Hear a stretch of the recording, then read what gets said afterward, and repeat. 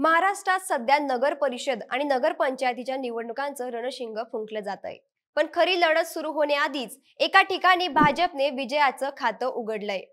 धुळे जिल्ह्यातल्या दोंडाईच्या नगर परिषदेत भाजपने थेट नगराध्यक्ष पदच बिनविरोध करत मोठा धमाका दिलाय। या विजयामागे भाजपचे मंत्री जयकुमार रावल यांची जादू आहे। कोण आहे त्या भाग्यवान नगराध्यक्षा आणि रावल यांनी हा गड कसा राखला, पाहूया सविस्तर या व्हिडिओद्वारे। नमस्कार, मी किमया चौधरी आणि तुम्ही पाहतात बोलेमेज। राज्यात सध्या नगरपालिका निवडणुकांची धामधूम सुरू आहे। उमेदवारी अर्ज दाखल करण्याची शेवटची तारीख नुकतीच संपली आणि त्यानंतर झाली छाननी प्रक्रिया। याच प्रक्रियेतून दोंडाईच्या नगर परिषदेचा निकाल लागला आणि महाराष्ट्राला पहिला बिनविरोध नगराध्यक्ष मिळाला। हा विजय भाजपसाठी अत्यंत महत्त्वाचा आहे, कारण मंत्री जयकुमार रावल यांच्या मातोश्री नयनकुवरताई रावल यांची भाजपच्या वतीने नगराध्यक्ष पदासाठी निवड झाली आहे।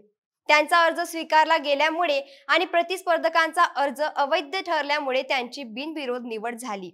दोंडाईच्या नगर परिषद निवडणुकीसाठी भाजपकडून नयनकुवरताई रावल यांचा अर्ज दाखल झाला होता, तर त्यांच्या विरोधात राष्ट्रवादी काँग्रेस शरदचंद्र पवार पक्षाच्या वतीने शरोई एकनाथ भावसार यांचा उमेदवारी अर्ज दाखल करण्यात आला होता।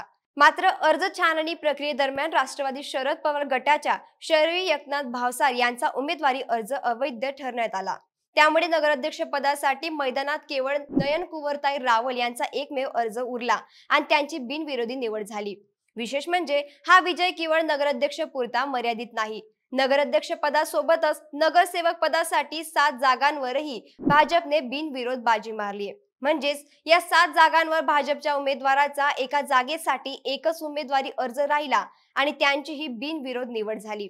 या 7 नगरसेवकांची नावे आणि त्यांचे प्रभाग पाहिले तर प्रभाग 1 ब रवीना महेश कुकरेजा, प्रभाग 2 अ सरला छोटू सोनोने, प्रभाग 7 ब चतुर जिभाऊ पाटील, प्रभाग 8 ब राणी राकेश अग्रवाल, प्रभाग 9 अ वैशाली प्रवीण महाजन, तर प्रभाग 9 ब निखिल कुमार रवींद्र जाधव आणि प्रभाग 13 अ भारती पुंडलिक ठाकूर अशा प्रकारे नगराध्यक्ष पदासह एकूण 8 जागांवर भाजपने निवडणूक सुरू होण्याआधीच आपला कब्जा केलाय।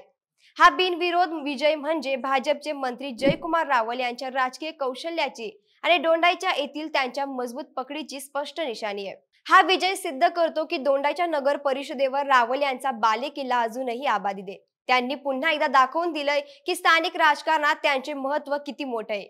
विधानसभा असो वा स्थानिक स्वराज्य संस्था, दोंडाईच्या शहरात रावल कुटुंबाचा शब्द अंतिम मानला जातो। या ऐतिहासिक आणि बिनविरोध विजयानंतर दोंडाईच्या शहरात उत्साहाचं वातावरण आहे।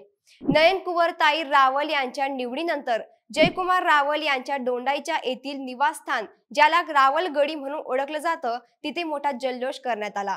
भाजपच्या कार्यकर्त्यांनी आणि रावल समर्थकांनी फटाके फोडले, ढोल ताशे वाजवले आणि आनंद व्यक्त केला। हा जल्लोष केवळ विजयाचा न होता तर निवडणुकीपूर्वीच विरोधकांना दिलेला एक स्पष्ट राजकीय संदेश होता। हा बिनविरोध विजय संपूर्ण महाराष्ट्राच्या राजकारणात एक महत्त्वाचा संदेश देतो, ज्यात पहिला संदेश म्हणजे भाजपने राज्यातील नगर परिषद निवडणुकीत विजयाचं खातं उघडलंय आणि तेही निवडणुकीचा धुराळा खऱ्या अर्थाने उडण्यापूर्वीच। दुसरा संदेश, स्थानिक पातळीवर भाजपने आपली संघटनात्मक ताकद आणि राजकीय व्यवस्थापन सिद्ध केलंय आणि तिसरा संदेश म्हणजे विशेषतः मंत्री जयकुमार रावल यांनी आपल्या मतदारसंघातील राजकीय पकड किती मजबूत आहे हे पुन्हा एकदा सिद्ध करून दाखवलंय। आता या विजयानंतर उर्वरित नगर परिषदा आणि नगरपंचायतीच्या निवडणुकांमध्ये भाजप आणि विरोधक कशा प्रकारे टक्कर देतात हे पाहणं महत्त्वाचं ठरणार आहे। हा बिनविरोध विजय भाजपासाठी एक बूस्टर ठरणार आहे हे निश्चित आहे। पण महाराष्ट्रातील इतर ठिकाणी विरोधक भाजपला अशीच वॉक ओव्हर देणार की आगामी काळात जोरदार टक्कर देणार? तुमचं मत आम्हाला खाली कमेंटमध्ये नक्की सांगा आणि आपल्या बोलेमेच्या YouTube चॅनलला सबस्क्राईब करायला विसरू नका।